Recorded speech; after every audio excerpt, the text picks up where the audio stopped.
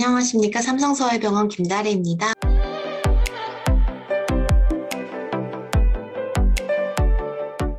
오늘 저는 고혈압 약제 가이드라인에서 언제 어떻게 약물을 시작할 것인지에 대해서 2018년 대한고혈압학회 고혈압 진료 지침을 요약해 드리고자 합니다. 2017년 미국 심장학회에서 고혈압 정의를 하향 조정했지만 이후에 나온 유럽 심장학회나 대한고혈압학회는 기존의 고혈압의 정의였던 140에서 90을 유지하였습니다. 우리나라 고혈압 가이드라인에서는 140에 90 이상 고혈압으로 정의하고 2기는 160에서 100 이상일 땐 2기, 그 사이에 있던 1기로 정의를 하고 있습니다. 고혈압의 치료 효과는 고혈압으로 인한 심내혈관 질환 예방, 사망률 감소, 그리고 이미 심내혈관 질환이 발생한 환자에서는 심내혈관 질환을 진행 억제를 하고 재발을 예방하고 사망을 감소하고 삶의 질을 향상하는 2차 예방 효과가 있습니다.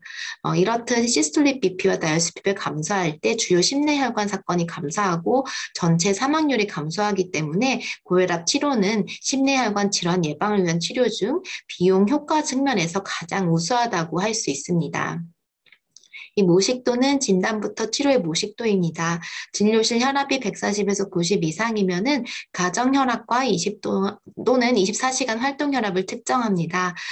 이를 통해서 진료실 혈압이 높지만 실제로 가정 혈압 또는 주간 활동 혈압이 낮은 배기 고혈압, 그리고 진료실 혈압이 낮지만 가정 혈압 및 주간 활동 혈압이 높은 환자인 가면 고혈압 환자들을 디퍼런스 다이어그램을 할 수 있습니다.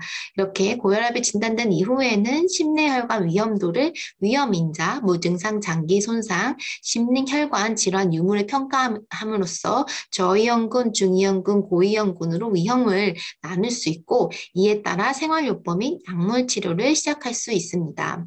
무증상 장기 손상은 이와 보시는 것 같이 뇌실주의 고신호 강도, 미세출혈, 무증상 뇌경색, 좌심실 비대, 알부민율 EGFR 감소, 죽상 경화반, 관상동맥 석회 점수가 400점 이상일 때 또는 PWV가 높을 때 그리고 고혈압성 망막성이 3, 4단계에 있을 때를 무증상 장기 손상이라고 하고 임상적 심내혈관 질환이 뇌졸중이나 혈관성 치매, 협심증, 심부전, 심방세동, 그리고 만성 콩박병이 3기 이상으로 있을 때를 임상적 심내혈관 질환으로 정의하고 있습니다.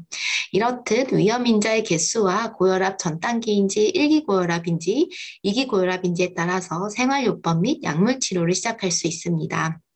일반적으로 고혈압 전 단계에서는 약물 치료를 권고하지 않습니다. 하지만 여러 연구를 통해 혈압이 115, 75를 기준으로 해서 시스톨릭 BP가 20, 다이어스 BP가 10씩 증가함에 따라 심내혈관 사건이 2배씩 증가하기 때문에 일반적으로 혈압이 120에서 80 이상의 경우에는 강압을 위한 생활요법 치료를 시작하게 되어 있습니다. 생활요법은 소금 섭취를 제한하고 체중을 감량하고 절주, 채식 위주의 식사, 운동이 있습니다. 하지만 진료실 자동 혈압을 이용하여 진단된 수축기 혈압이 130 이상의 심혈관 질환 동반 환자는 이 고혈압 전 단계에도 생활요법과 함께 약물치료 고려하는 것을 2way로 권고하고 있습니다. 1기 고혈압 같은 경우에는 저위험군 1기 고혈압은 생활요법 후 약물 치료를 권고하게 되어 있습니다. 하지만 치료에 대한 효과는 약물 치료는 크지 않을 수 있지만 시간이 지나면서 이 환자들의 전체 위험도가 증가할 수 있는데 이를 간과하면 가역적인 치료 시기를 놓칠 수 있어서 주기적인 관찰이 필요합니다. 고혈압 약물 치료를 하기 전에 생활요법을 권고하고 있긴 하지만 다른 위험인자가 발생하거나 아니면 환자가 자주 방문하여 이런 평가를 받으신 여건이 허락되지 않을 때는 저위험군이어도 약물 치료를 빨리 시작하는 것이 좋습니다. 그리고 중위험군, 고위험군 환자에게서는 생활요법과 동시에 약물 치료를 권고하고 있습니다. 2기 고혈압 같은 경우에는 대부분의 무작위 배정 임상 연구와 메타 분석에 따르면 160에서 100 이상의 고혈압 환자군에서는 약물 치료 효과가 뚜렷이 나타나므로 2기 고혈압 환자는 생활요법과 함께 바로 약물 치료를 시작하는 것으로 되어 있습니다. 다음은 노인 고혈압 환자분들인데 고령에서도 고혈압 약물 치료는 분명한 심뇌혈관의 이득이 있습니다. 80세 이상 노쇠한 노인 환자를 포함한 모든 노인 환자는 수축기 혈압이 160이 넘으면 약물 치료를 시행하고 140에서 159 사이의 환자들 같은 경우에도 약물 치료에 잘 적응할 것으로 기대된다면 시작하는 것을 고려하도록 되어 있습니다. 고혈압 치료의 목표 혈압에 대해서 알아보겠습니다. 일반적으로 특별한 경우가 아니면 목표 혈압은 수축기 혈압 140, 이완기 혈압 90 미만을 목표로 합니다. 하지만 심내혈관 질환이 있거나 심내혈관 위험도가 고위험인 경우에는 130에서 80을 목표 혈압으로 조절할 것을 권고하고 있습니다. 노인 고혈압의 같은 경우에도 스프린트 트라이얼에서도 적극적인 강압 치료가 효과적이었기 때문에 이완기 혈압이 너무 떨어지지 않는 수준에서는 수축기 혈압을 140 미만으로 조절하는 것을 권고하고 있습니다. 혈압이 높을수록 심내혈관 위험도가 증가하고 어느 수준까지는 혈압 감소에 따른 심내혈관 질환 발생 위험이 줄어들지만 혈압을 지나치게 낮출 필요가 없습니다.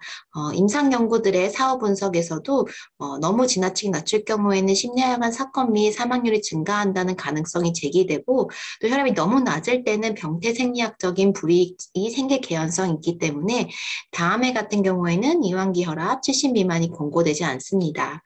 관상동맥 질환이 동반되었을 가능성이 노인, 그리고 재관류술이 되지 않는 다발성 관상동맥 질환 환자, 그리고 다발성 관상동맥 질환이 동반되었을 가능성이 높은 당뇨병 환자, 신비대가 동반된 고혈압 환자 같은 경우에는 너무 이완기 혈압을 낮게 조절하는 것을 주의해야 합니다. 앞서 말씀드린 목표 혈압 도달의 모식도이고요. 고혈압 약물 치료의 선택의 원칙은 약효가 24시간 지속되어 1일 1회 복용이 가능한 약을 사용하고 최저 및 최대 효과 비가 0.5 이상이어서 혈압 변동성이 최소화되는 약을 선택하는 것이 원칙입니다. 1차 고혈압 약제로는 에이스 억제제, 안지오텐신 차단제, 베타 차단제, 칼슘 차단제, 이뇨제가 있습니다.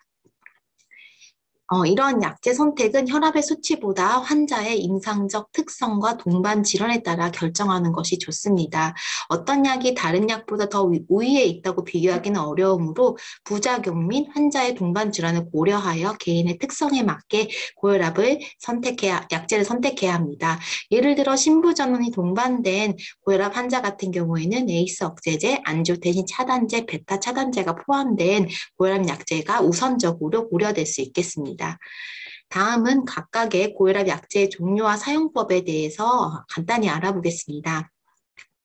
이뇨제는 사용 초기에 콩팥 세뇨관에서 나트륨 흡수를 감소시켜 혈압을 낮추지만 장기적으로 사용하면 말초 혈관 저항을 감소시켜 강압 효과를 나타냅니다.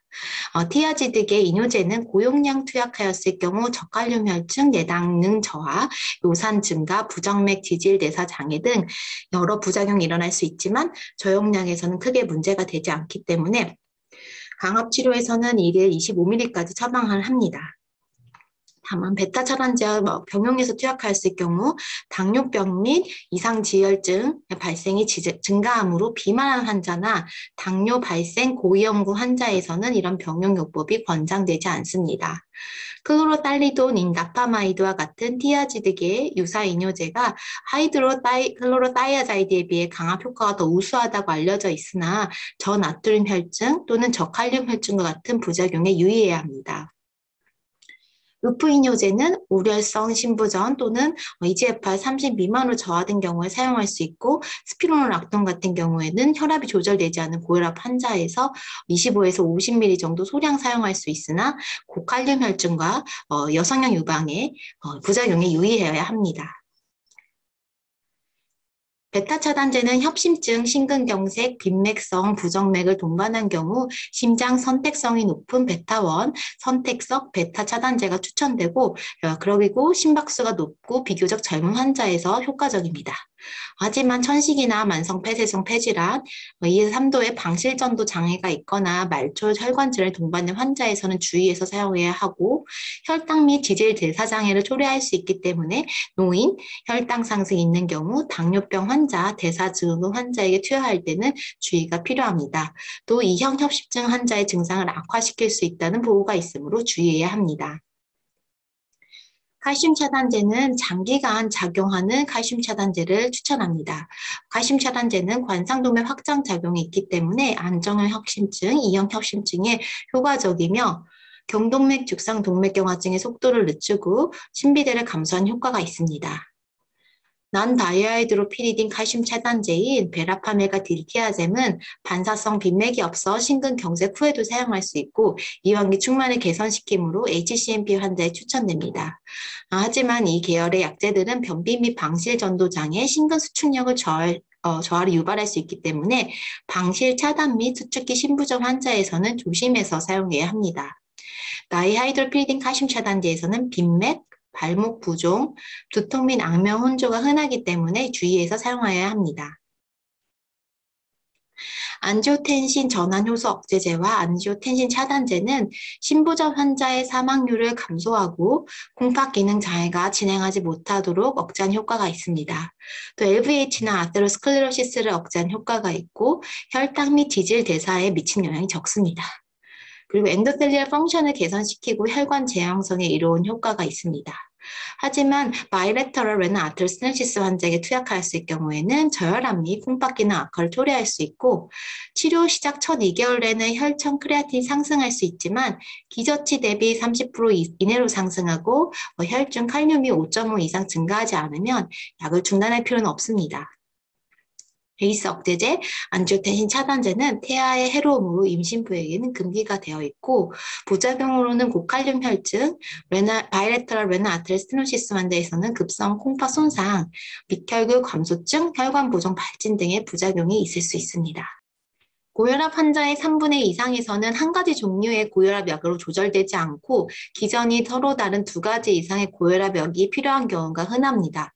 특히 혈압 치료가 장기화될수록 그리고 임상적 위험도가 높거나 목표 혈압이 낮은 환자일수록 이러한 경향이 뚜렷합니다. 따라서 1기 고혈압 환자에게선 처음 단일 약제를 투약을 하고 만약에 목표를 도달하지 못할 경우에는 용량을 증가하거나 다른 계열로 변경하거나 또는 소량의 이제를 병용하는 방법을 선택할 수 있습니다. 용량을 증가하는 방법보다는 작용이 다른 약제를 소량씩 추가하면 강압 효과 및 수능도를 동시에 높이면서 부작용을 감소시킬 수 있는 장점이 있기 때문에 소량의 이제를 병용을 하는 것이 추천되고 약제 용량이 안정되면 수능도를 고려하여 단일 제형 복합제를 병용하는 것을 고려하게 되어 있습니다. 2기 고혈압이나 고위험 환자들 같은 경우에는 앞서 말씀드렸듯이 한 가지 약제로 조절되지 않을 경우가 더 많기 때문에 처음부터 소량의 이제를 병용하는 것을 권고하고 있습니다. 어떻게 약제를 병용하는 것이 장기적으로 좋은지에 대한 연구는 아직 부족하지만 ARB 또는 ACE 억제제, 칼슘 차단제, 이뇨제 이 3가지 중에서 2가지 약을 병용하면 비교적 좋은 결과를 보여서 우선적으로 권장되고 있습니다. 베타 차단제와 다른 약제와도 병용이 가능하지만 베타 차단제와 이뇨제를 병용하였을 때 당뇨병 및 대사장애의 발생을 증가시킬 수 있기 때문에 주기적인 모니터링이 필요합니다. 또 ARB와 ACE 억제제의 병용요법과 같이 비슷한 기전의 약제를 병용하면 말기 콩팥 질환이나 뇌졸중 등의 심내혈관 발생이 오히려 더 증가함으로 피하는 것이 권고가 됩니다. 이상으로 고혈압 약물 치료 최신 지원에서 말씀드렸습니다. 경청해 주셔서 감사합니다.